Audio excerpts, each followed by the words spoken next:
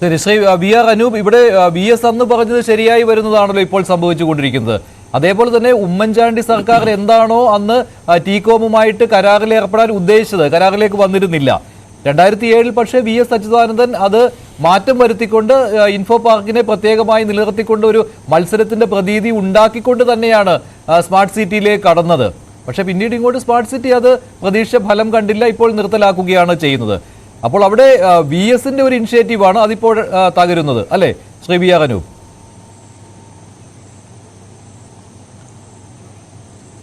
ഇവിടെ Joseph C Mathew sir സ്വീകരിക്കുന്ന ഒരു നിലപാടുണ്ട്. അദ്ദേഹം പറയുന്നത് വി എസ് ശരി, പിണറായി സ്വീകരിച്ച നയസമീപനങ്ങൾ തെറ്റെന്നാണ്. ഞങ്ങളെ സംബന്ധിച്ച് അങ്ങനെയല്ല.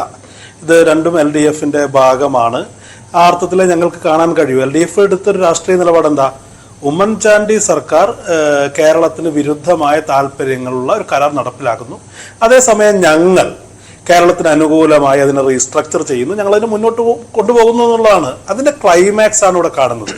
ഇവിടെ സ്മാർട്ട് സിറ്റിയെ സംബന്ധിച്ച് ഉൽപ്പാദിപ്പിക്കപ്പെട്ട ഒരുപാട് വലിയ പ്രതീക്ഷകളും പ്രത്യാശകളും ഉണ്ട്. ഗൾഫിൽ നിന്ന് വലിയ തോതിൽ മൂലധനം വരുന്നു, ഗൾഫിലെ തൊഴിലവസരങ്ങൾ ഇങ്ങോട്ട് വരുന്നു, നമ്മുടെ നാട്ടിലെ ചെറുപ്പക്കാർ ഗൾഫിന് പകരം കൊച്ചിയിലേക്ക് പോകുന്നു. നമ്മൾ ആഘോഷിക്കപ്പെട്ട മോഹൻലാലിന്റെയും ശ്രീനിവാസന്റെയും സിനിമയിലെ പോലെ ഇതാ ഇവിടെ ഗൾഫ് എത്തി എന്ന് പറഞ്ഞ് പ്രതീതി കൊടുക്കുകയും അതേസമയം കൊച്ചി പഴയ കൊച്ചിയായി തുടരുകയും ചെയ്തു എന്നുള്ളതാണ്. അത് ആത്യന്തികമായി ഇവിടുത്തെ ഈ പറയുന്ന ഇടതുപക്ഷ ഹിപ്പോക്രസിയെ ആണ് ലക്ഷ്യം വെക്കേണ്ടത്. അതിനകത്ത് വി എസിന്റെ അളവ് വരെ ശരി, പിണറായിയുടെ കാലത്ത് തെറ്റ് എന്നുള്ളതിലല്ല, അതൊരു തുടർച്ചയാണ്. എൽ ഡി എഫിന്റെ രാഷ്ട്രീയ സമീപനമാണ്. ജോസഫ് സി മാത്യു സാർ എടുക്കുന്ന പോലെ നിലപാട് ഞങ്ങൾക്ക് എടുക്കാൻ കഴിയില്ല. ഇപ്പോൾ പോലും ഈ സർക്കാർ എടുക്കുന്ന സമീപനം എന്താ? വിവരാവകാശ രേഖ ചോദിക്കുമ്പോൾ ഇതിനകത്ത് വിവരാവകാശം ലഭ്യമല്ല എന്നുള്ള നിലപാടാണ്.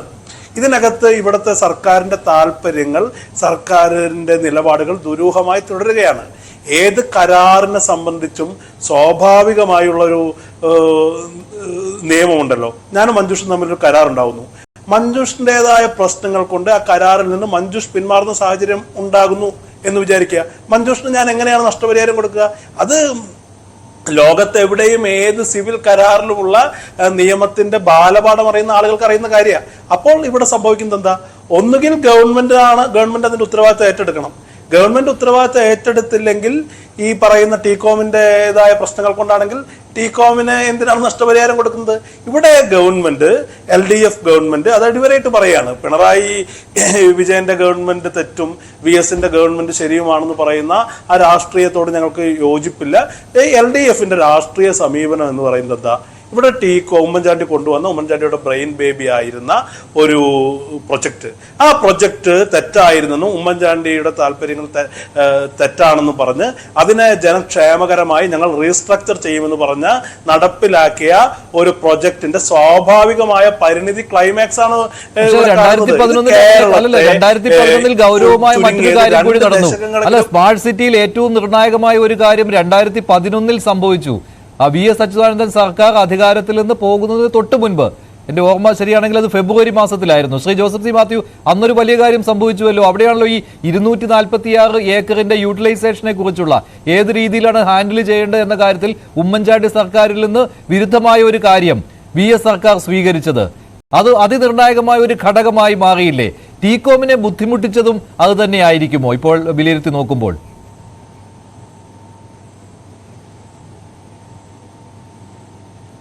ഞാൻ പറയുന്നത് വി എസ് സർക്കാരിനെ തുടർന്ന് വന്ന പിണറായി സർക്കാർ ചെയ്തത് എന്താ? ഞാൻ ഒന്ന് ഒരു